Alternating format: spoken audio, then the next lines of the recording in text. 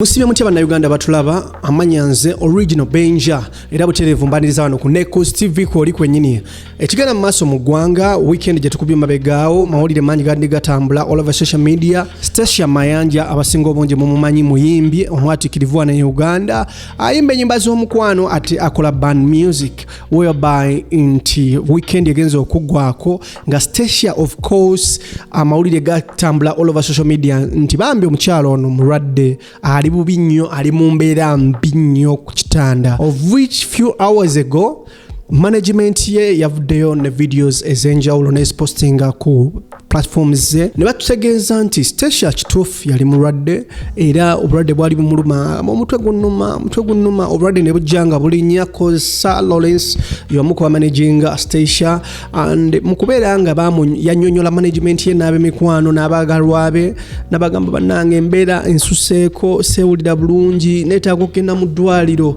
balina omukumaakuma omukyalo no bambira mutikka ne bamutwala mu ddwaliro family ye nga kwotadde n'ab'emikwano ne balumba mu ddwaliro era of course bamutwala nakasero okubanga afuna special treatment n'okubanga bambi omukyalo ono ate asobola okutwasibwa ku bulwadde obumuluma. So olwatuuka mu ddwaliro Stecia of course bagenda okulaba nga embeera yeeyongera okukyankalana n'okubanga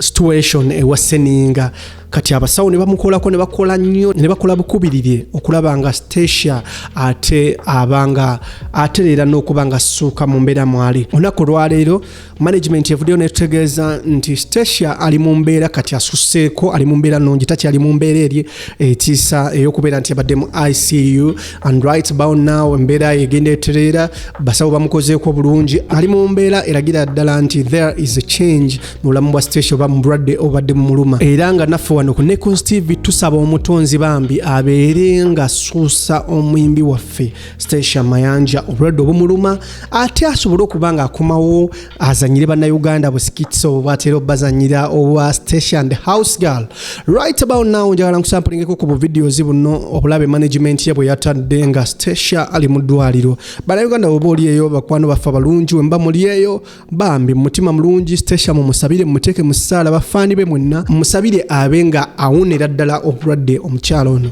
obumuluma. Eddoboozi ly'owulira lya original benja kansooke mbawe ku videos zino then tukomewo.